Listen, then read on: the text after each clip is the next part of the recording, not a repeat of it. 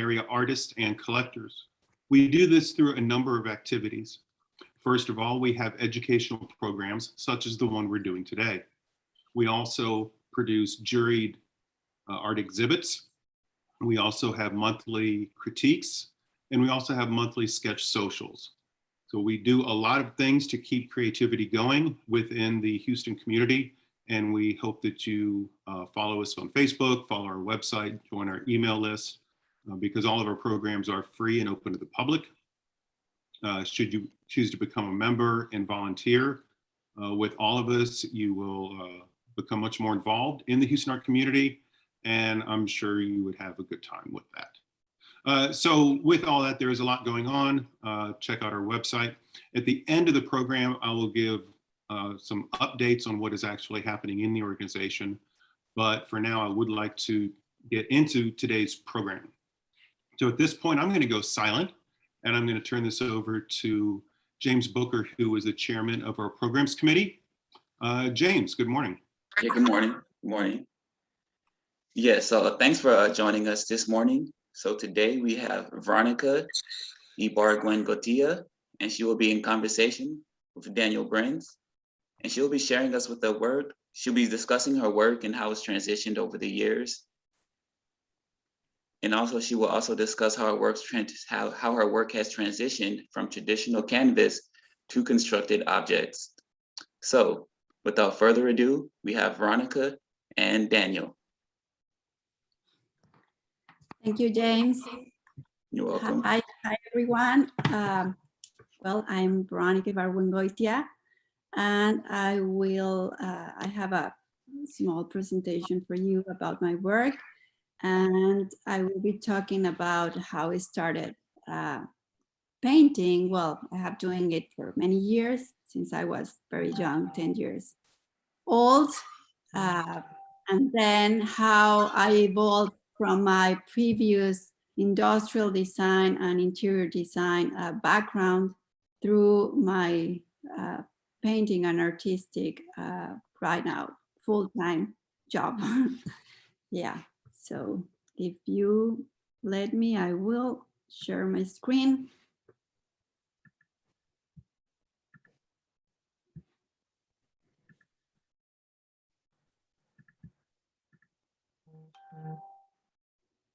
Okay, so this is me.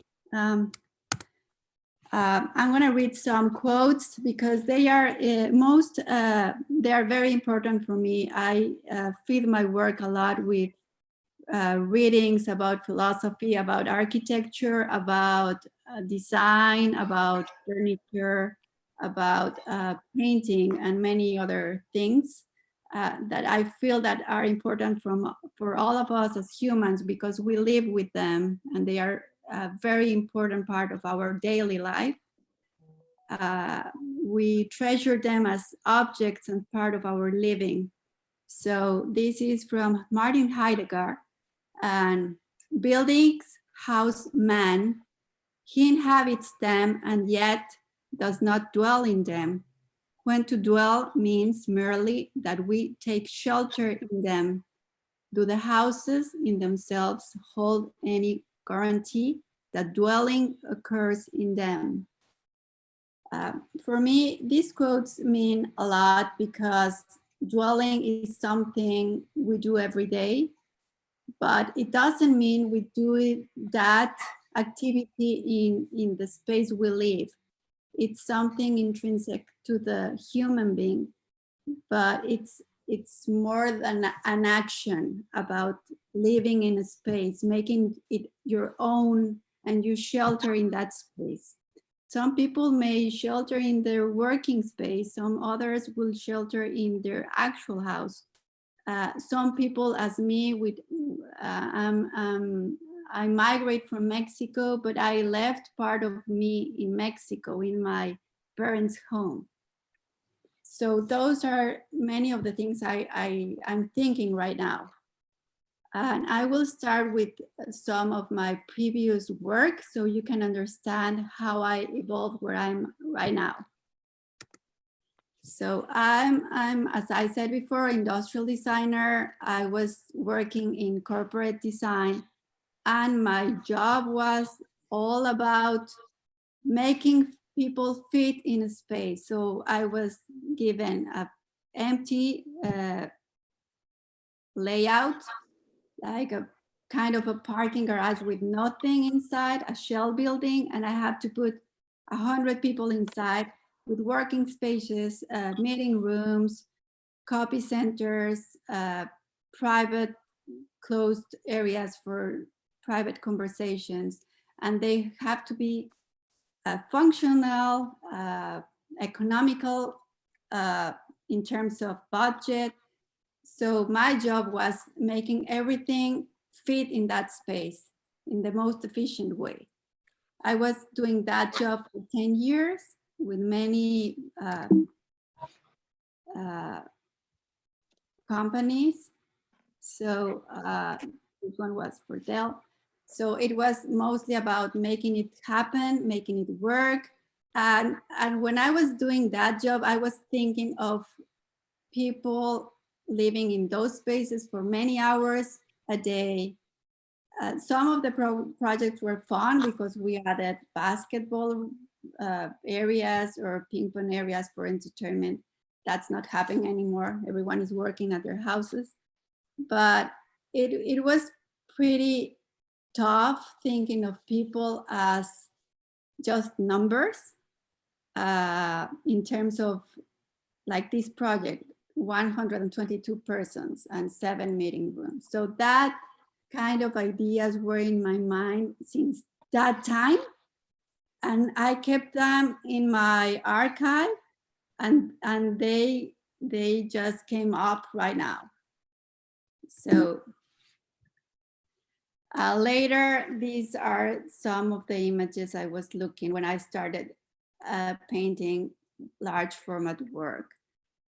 This is from Stephen Hall, an image about the Glassell School of Arts. So I'm always interested in architecture, in volumetry, in geometry, intersections, in the light. And then this is Portal. This work is one of the large format pieces I made.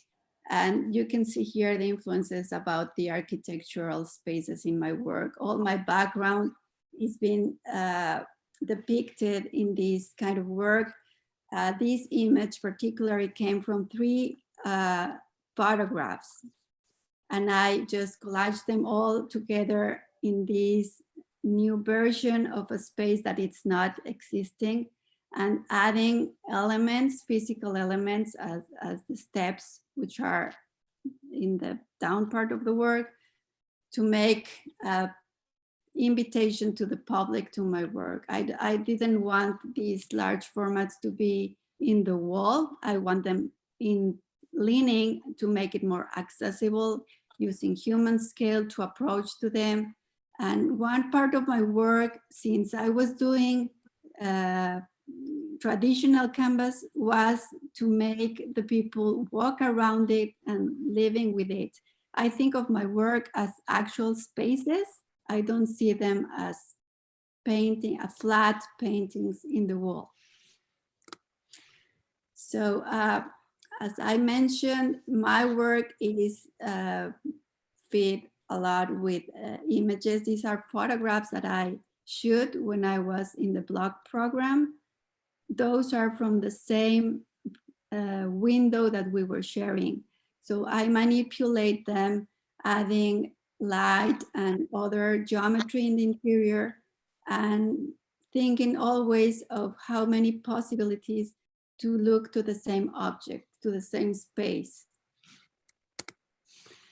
These are my previous series in Canvas about the windows. So you can start looking here, the transition between the traditional canvas to the constructed object. That happened because I was urging to build again. I think my previous work as interior designer, that I was looking over construction spaces and actual building those spaces. I was carrying that inside me. And then when I was doing this window series, I felt the need to build again and start thinking of the windows as an actual object in the wall. So this first one is window 25, the one on the right, and is the first approach I did with actual building an object. You can see the transition between still a painting image in the center and the three-dimensional kind of frame that resembles a window. All of my pieces are constructed by me. They are made of wood and then wrap them in canvas. I maintain that because I want to take out the rigidity of the material and soften them, wrapping with canvas. I don't want them. I can paint like in a panel, actually in the wood, but that action of wrapping them with the fabric, it's like wrapping a furniture for me, and it's making it more like a piece of furniture for a house. These windows were received by me. I received them during the pandemic year in 2020. I was feeling very disconnected from my people in Mexico. I have been living here in Houston for 10 years from now. And in that year, with no possibility to go back and needing that actual connection with them, I start asking them, where are you right now? Can you send me a picture of your place where you are seated right now? If you can see in all of these images, you can see that you can feel the position of the viewer.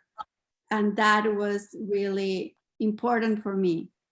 So when I received only the landscape, I try to ask the image again and say, please, if you can send me part of the interior, because I want to see what was going inside the space, that connection between the inside and the outside, which is blurred at some point. It disappears.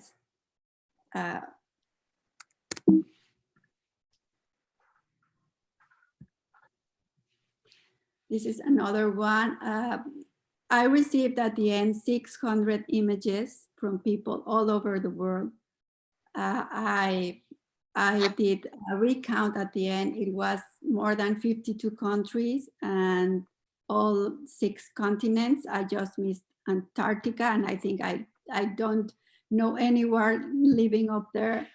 But it was very interesting because my need was shared from many others. And I'm sure I'm not only the only one that did a kind of project like this about connection, about the pandemic year, but for me it was sharing the place. They were sharing an intimate part of themselves with me, which was like a precious object that I was honoring. So from that, I start building these kind of maquettes, more intricate, bigger ones, smaller ones, trying to find these kind of hidden spaces where we kept things. I did reduced all the images to geometry and clean lines, and then build them and wrap them. For me, was all the process, which meant honoring those images on those places. It was part of my exploration about connection. I was building their space in my place and make it live with me at the end. So here is another quote about Bachelard, and it says, wardrobes with their shelves, desks with their drawers, and chests with their false bottoms are veritable organs of the secret psychological life. Indeed, without these objects and a few others in equally high favor, our intimate life would lack a model of intimacy.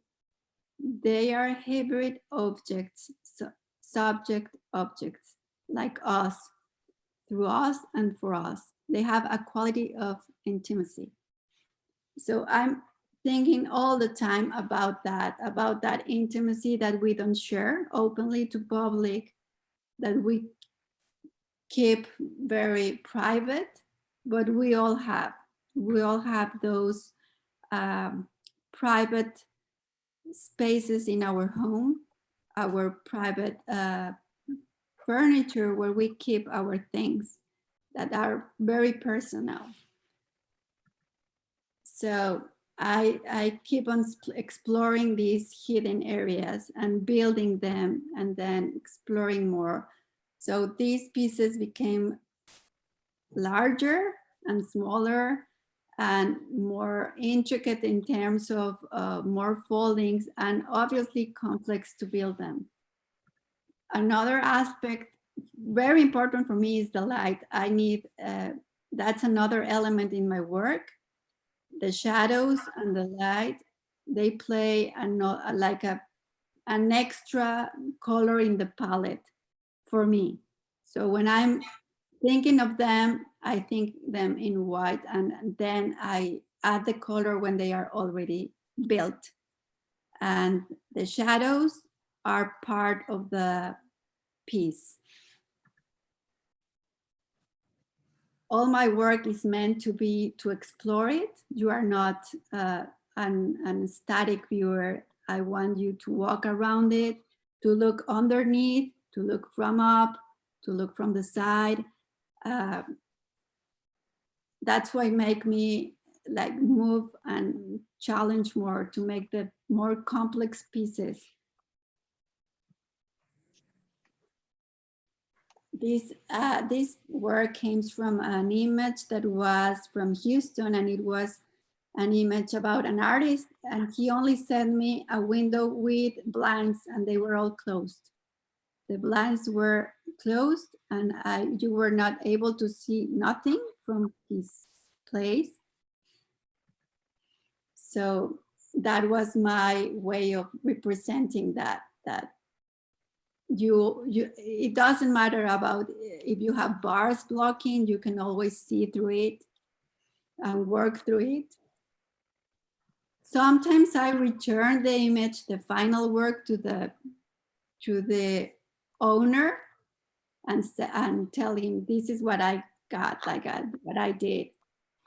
This piece is an 8-foot high piece, and it's about 3 or 4 different images. And this one is about making a room with the lights projected. You can see the shadows on the floor, and they will expand the idea of place. So every side of this piece, which is window 32, 33, and 34, they have 360 degrees around. So you can walk around it and you can interact with the piece. You have mirror, you have a canvas piece in one side, you have pockets to look at them. You can see the light interacting with the piece, and those casting on the floor. So that was, this is the largest format I have made. I built it myself. I painted with house paint and in my garage I was working with it from 1 month, a little bit more. I have assembled and disassembled twice. Right now, this one is in Sugarland.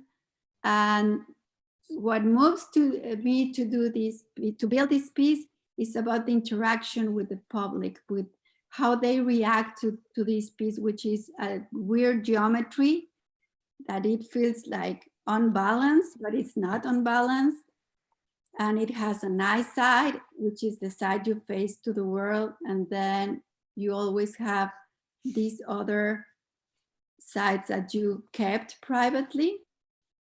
And the reflection in the mirror is how you reflect yourself in your private space. I'm always thinking of it as a place or a space that you are living. This one, this window is 41, and it's about pockets, about keeping treasures, about having your personal things very well kept. I was exploring doing the smallest scale I have done building. It was harder than the big one. Curiously, it took me more time in thinking how to build this piece, how to wrap it in canvas, how to assemble it than the bigger one. And the important part for me was to keep always that hard place to look at it inside. You have to really reach to this piece to look what is happening inside it. And this piece also came with this QR code, which I sent it. And if you look at it, it will give you information of the place where the image was coming from. So this piece came from Alabama. I don't know the person. It was a random person who shared the image with me. And then I searched for the place myself. So this was something I found, and I decided that it was good to return the image to them. So yeah, I started like meeting people and knowing places that I haven't been there before. Now I want to be out there. And this is some of the statement I did. This piece was imagined and developed and built on images shared by an unknown person in the city of Birmingham, Alabama during the quarantine. This three-dimensional painting stands out in my space and unfolds, inviting an immersion in the work. It offers an active and committed exploration with him and confronts the viewer by discovering intimate chests. The pictorial image plays a game of ambiguity and illusion, a swing between what is inside and what is outside. I'm always playing with the viewer so he can interact with the work and look what is inside. I don't want just an static person. I think for me it's about I'm taking a lot of time building them, and I want the viewer to take a lot of time discovering them. It's for me. So these are some of the images I received. Very different. I have images from bikes, airplanes, cars, Europe, America, Houston. So it was very interesting, very personal, very emotional. And yeah, it was like a very nice project for me. From there, I built these. These are the newer works. These are from, one of them from Dubai, another one is from Emirates, another one is from, I believe this one is from Houston. And all of them, I'm making them more complex, making more elements to stand out from the piece. I'm adding cantilever elements. I'm still wrapping them, but I'm thinking of maybe taking them out the color. I don't know what will be the next step. These, I have done also a couple of murals. This one is Window to Goodbye.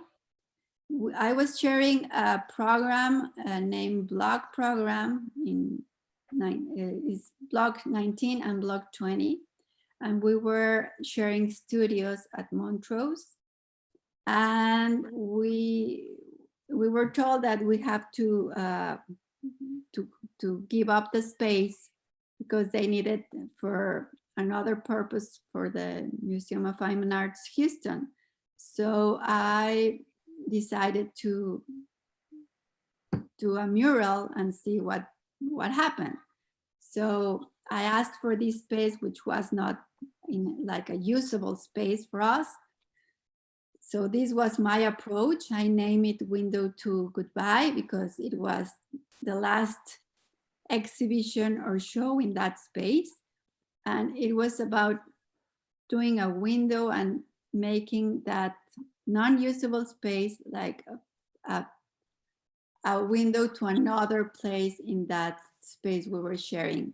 This piece is no longer existing. They turned out the wall and I just kept this image for my records. And then the last one I have is a mural in Sugarland. So this project was with another 7 artists. So I was given this corner, which was at the end of the site, and I did this mural for them. And for me, it's making that flat wall gain volumetry in the walking area, making it live by pulling out geometry from it. And the thing with this project was that they gave us 2 colors. So I have to use them, that number of Pantone for this mural. I was told that black was not permitted. So it was a challenging project because I haven't worked with purely pink before, but I like the way they turn out. I think the geometry and the volumetry at the end work really nice. And another thing, I have to add the posts as part of the work, which was really fun to do it, like adding elements extra and making it like a whole area of a piece of art, not just a wall. So here's another, this is a quote from an Asian thinker. It's not an architect. And it says, home is an intimate place. We think of the house as home and place, but enchanted images of the past are evoked not so much by the entire building, which can only be seen as by its components and furnishings, which can be touched and smelled as well. The attic and the cellar, the fireplace and the bay window, the hidden corners, a stool, a gilded mirror, a chipped shell. In smaller, more familiar things, says Bella Stark, memory weaves her strongest enchantments, holding us at her mercy without some trifle, some echo, a tone of voice, a scent of tar and seaweed on the quay. This surely is the meaning of home, a place where every day is multiplied by all the days before it. So right now I'm thinking a lot about that. I think it's the result of 2 years of not being able to go back to my country, and thinking about what means home, what means a space for you, what makes a home be a home, what makes a place for you to be private.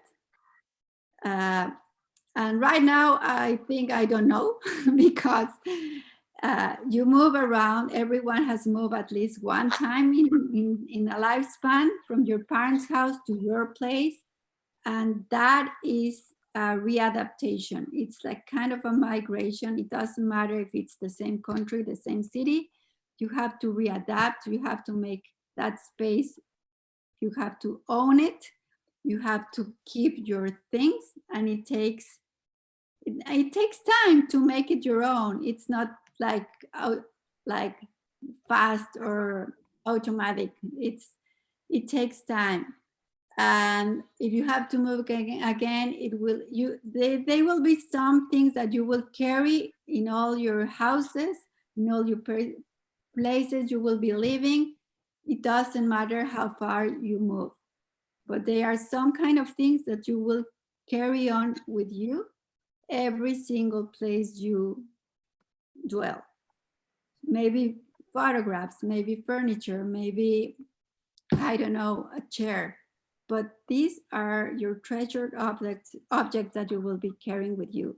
And that, for me, is what I think it makes a place or a space a home. It doesn't matter where you are. So here's the last quote. I won't worry with you with these things anymore, but these are important for me. I just keep on reading them and feeding my work with them. We do not dwell because we have built, but we build and have built because we dwell. That is because we are dwellers. Man remains in himself. His objective is the purpose that perfects him through his relationship with himself and with others as he lives in himself. And this last one, which is not talking about home, but it's talking about how do you dwell in yourself as person. And that transcends in the way you dwell in a space. But those are ideas that I keep on thinking in my work, and I try to build them physically that makes me understand better everything, I think. I don't know, but I keep on thinking and I keep on wanting to build more. So yeah. So that's it.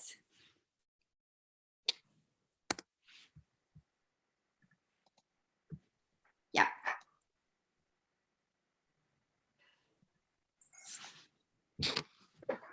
Okay, Veronica, that's wonderful. Thank you. Can you hear me? Yeah, perfect. Okay, well, great. I'm Daniel Brentz. I would like to welcome Veronica Ibargüengoitia. Bienvenidos and welcome to VAA. Thank you.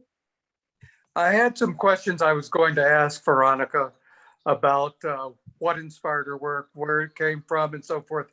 I think she made it pretty obvious where it comes from, and her influences are very broad. I'd just like to make one comment about my responses to your work.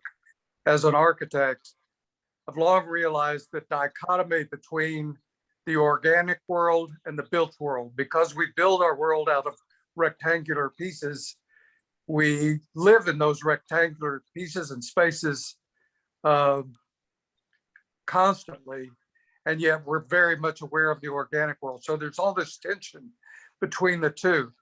And I think your work makes me think about that a great deal and really appreciate it. Veronica, as you know, there have been other artists who've been interested in breaking away from the confines of the rectangular canvas, including Frank Stella, Ellsworth Kelly, Paul Reed, and Charles Hinman. What do you think you share with many of such artists? Yeah, well, yeah, I think I shared a lot about them. When I was doing this work, I researched on them much more because it came, I think we ended up doing shaped canvases because different reasons, but we shared the need of building from the same reason. One of them came because the shape of the canvas was the actual gesture of the painting. And I think for me it's the same thing, because I need the viewer to interact with the work. Some of my elements came out much more. I have works that have a 12-inch depth from the wall surface. So they are pretty much going a lot forward or front of the viewer. They are kind of aggressive. Well, not aggressive, but they are very pronounced to the front for the viewer. And I shared with them the same thing of making the viewer to investigate the work. So that was Ellsworth Kelly. He wanted the viewer to investigate the work. Others like Reed and Stella, I think they were only working in shaped canvases, but two-dimensional, like working the geometry in just 2 dimensions. Others were stretching the canvas, like building the frames in terms of stretching the canvas and making it look like a tent, like Hinman. So he was thinking of doing this because he was sailing. And then he started thinking of the sails and how to build kind of the same thing with his paintings. One of my work, just one of them, I stretched it inside and it was a complete disaster. I had to do it again because when I did it with a raw canvas and then I gesso it, and then the canvas obviously was shrinking and it pulled everything apart, and then it was gone, completely gone. So I have had a lot of disasters, but it's part of the journey. And I think they did the same thing of discovering what's going on. Like Hinman and this other guy, I think Kelly, they stretched it, and the approach was to make the canvas look like very smooth and stretched. I like to paint on hard surface. So I think it's double work for me, like stretching and then gessoing it. And then many people told me, but it looks at the end, just the same as if you are painting in the wood. But for me, it's not. I like the texture of the canvas. I like working it and smoothing the surface at some point and painting it over a fabric rather than a plywood. But I think it's an artist's preference. Another thing I share with them is the illusion. They all work with this illusion of what is painting and then what is not, like the geometry and the painting and the coloring. And we all work with shadows. I think this is another parallelism, because we all cast shadows in the surface of the work, like in the wall. Yeah. If I may say so, I think your work is much more complex than theirs. It seems like it comes from many of the same motivations and impulses, but your work is very sculptural, Yeah. and in many cases actually does stand alone. I think that's just remarkable what you've done. Thank you. Will you tell us a little bit about Glassell's block program and how it's influenced your work? Yeah, a lot, like a lot. Previous Glassell, like before Glassell, I was just doing traditional canvases. If I remember my application to that program, like it was 5 paintings at that time. They asked only for 5 paintings. By now they ask for more. But it was traditional canvas work. They were all about bases, pretty much monochromatic work that I was doing, just 2 or 3 colors in my work, not much more. But I was intrigued with the interior space, not the exterior. I was always painting interiors. And when I got into that program, which is a very good one, it's, as a friend Ellen Ray calls, an incubator. And I think of it as an incubator of ideas. And it asks you to challenge yourself, to not fear what it's gonna happen, to make mistakes, a lot of them, and to have a free choice of whatever you want to do. It's just exploring. And for me, it was giving me the opportunity to do. The largest format I have done is in that program. And then painting, I did a mural before, but it wasn't like my composition. It was something given to me, like doing this mural and then exploring in other different techniques and building and having feedback. Like the important part in this program is the weekly feedback that you have with so many artists and knowledgeable people that will give you an honest feedback about your work. It doesn't matter if they like it or not, but it's what they see, and you want that. You want honesty. It's not easy to hear honesty. It's not the easy part of it, but I think it's what an artist needs to constantly think and explore new things and challenge. It's what makes the work move forward.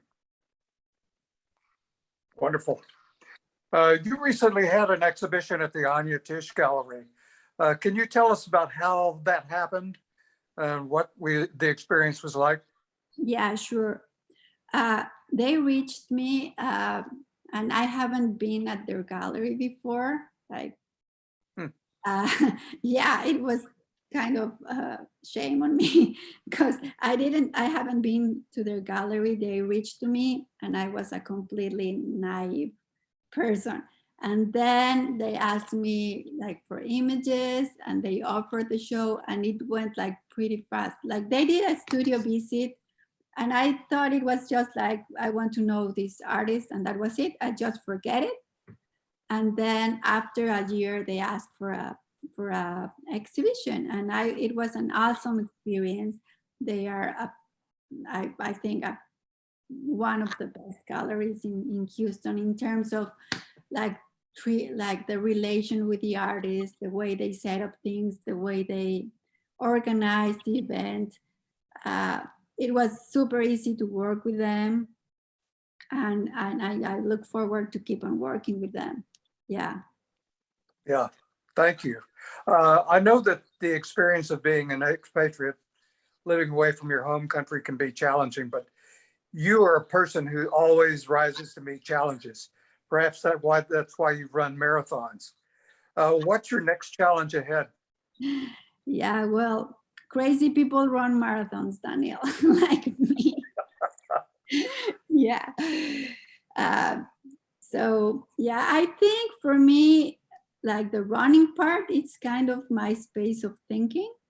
I have found in running a meditative activity in my work. So it's like having 1 hour or 2 hours just for me, where my brain settles and then I start thinking clearly. My challenge is right now, I have been reading a lot about migration because I think it's something right now in the burning stove of everyone.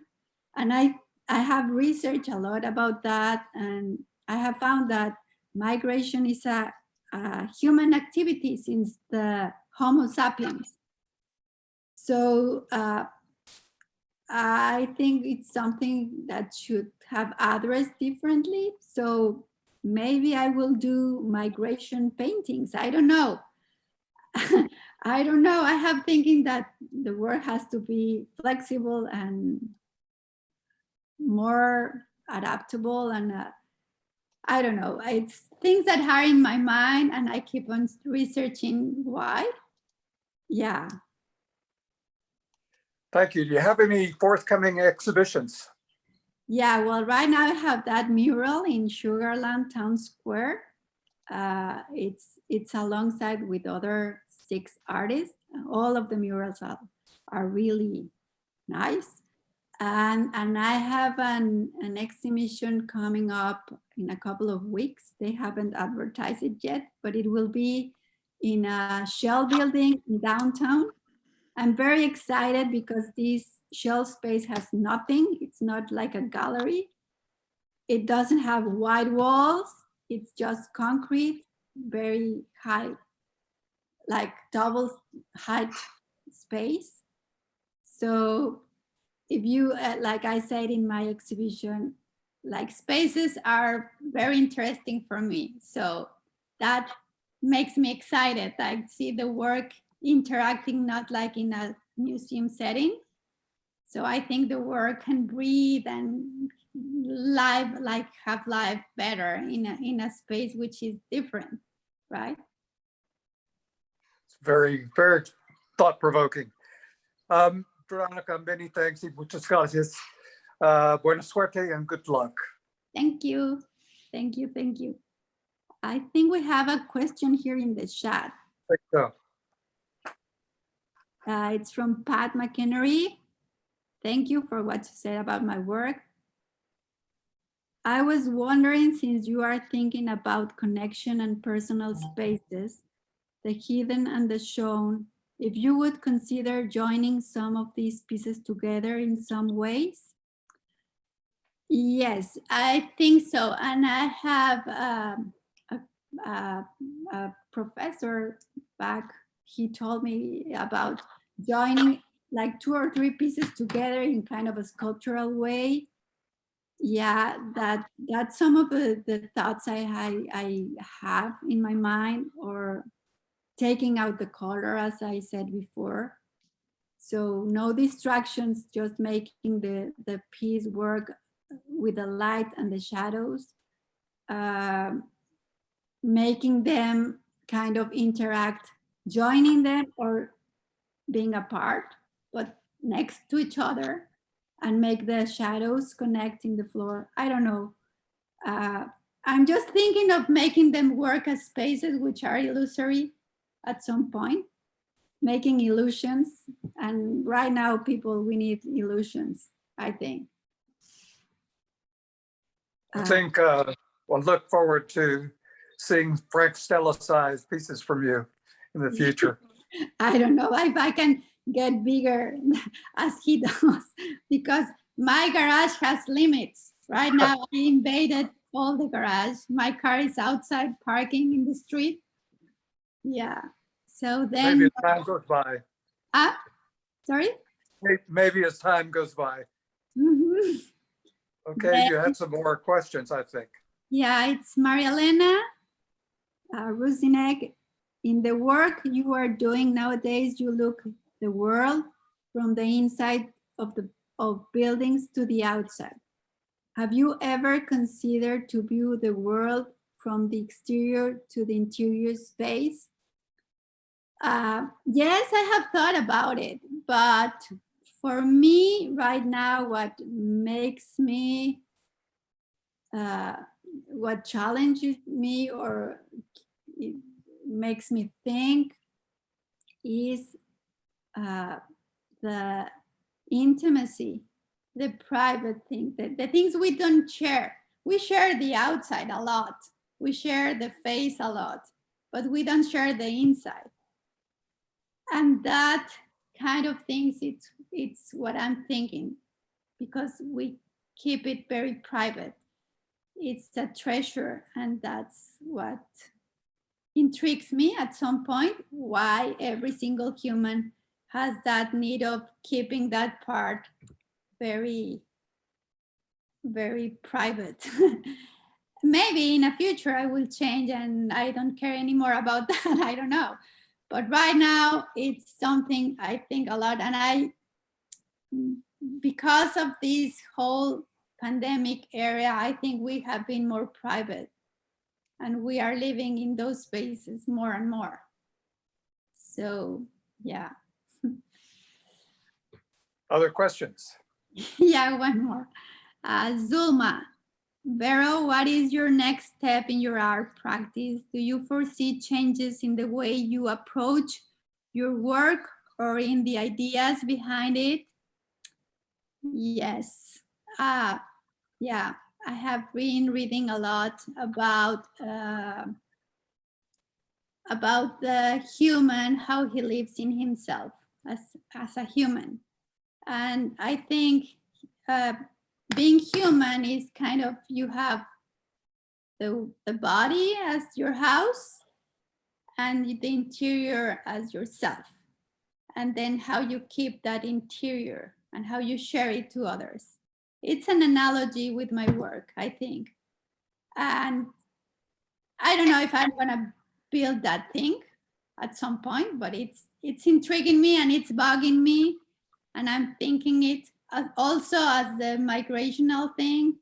I'm thinking a lot about that part of adaptation, about owning a space, about making it. And it's because I have built spaces before for many people, and they are just like non-personal, non-intimate, and you take away so many characteristic of the humanness in the public spaces. So I think right now it's very important to give that humanness again to everything. So that's what is bugging me right now a lot. So that's your next challenge. Yeah, I think so. Yeah, I think so. Yeah. Yeah. And one. Matt is asking, how has your creativity changed, if at all, during the pandemic? Well, it changed a big deal. Like I started working in my garage because I was not able, like the studio was closed at that time. And I just, for me, it was a good time because I bought the equipment just before we closed, like we were closed. And I put everything in the garage and I just start what I'm gonna do with these things. So I just start like exploring and testing and making mistakes, but I have the time at that time. So I have all the time to just do it and it worked. So yeah, what some people were very challenged because of the situation, and it's a very personal feeling. I think some people, it will depend on how you react to these situations, but these situations are limit situations. So what I'm thinking is, you have to do what makes you happy. If drawing a day, building something, whatever, but just try to do something, and then creativity will happen. Perfect words. Thank you, Veronica. Thank you. Yeah. I think that's it. Yeah, we don't have. I think that's it. Yeah. Yeah. Yeah. Veronica, very good. Thank you so much. Daniel, thank you for joining us. Nice to see you again. And I'd like to, as I said at the beginning, give everyone an up-to-date current events, what's going on in the organization. So it is fun to see Daniel again. He was on the board as exhibitions chair a few years ago now. And I'm very excited that he's going to be coming back in an impromptu kind of position in conjunction with their 38th juried open exhibition. So the news for everyone is that we are doing 2 in-person back-to-back shows. We're doing our 38th juried membership show, immediately followed by our 38th juried open exhibition at Sabine Street Studios. They provided us with exhibition space for a period of 10 weeks. So we decided to take advantage of it and kind of challenge ourselves to execute 2 exhibitions back to back. The membership show, the juror for the membership show is Lester Marks, a longtime friend of the organization. And the juror for our open exhibition is Allison Delina Green. She is the curator of contemporary art at the Museum of Fine Arts, Houston. You know, the new building that opened a year and a half ago of contemporary art at the museum. I like to call it, it's her playhouse. She got a new house to play in, but in the midst of that, she is excited to serve as juror for our open show. So Daniel gets to work on that exhibit. Both of these prospectus are now live on our website. We're going to continue to promote this because frankly, it might be difficult for people to realize there are two separate prospectus for two separate exhibitions, but from the same organization in the same location within 2 months. So it's something different. I don't know of anyone who has done this in Houston or otherwise, but I really believe in the organization and the power of all of our volunteers that we can get this done, you know, as a team. So it's really exciting to share that with you. This is actually the reveal for it. We'll be following up with emails and, you know, other publicity activities, but the call for entries is open now for both of them. The membership exhibition is no fee. The open exhibition is, I think it's like $20 for members and $40 for non-members. Keep in mind, we are offering a 50% rebate on our membership due to the pandemic. We're trying to help people how we can. So the annual $50 fee, you receive $25 back as a rebate or refund to your PayPal account. So there's no reason to not get involved.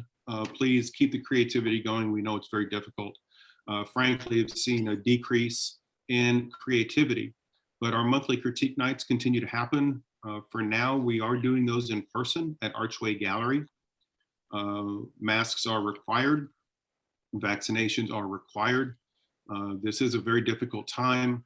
We're just doing our best to keep everyone healthy, be conservative about health recommendations. The monthly sketch socials have been and continue to be virtual. Those are on the third Wednesday of every month. So there are many opportunities that we are providing collectors and artists still, even during pandemic. So I'm very proud of that.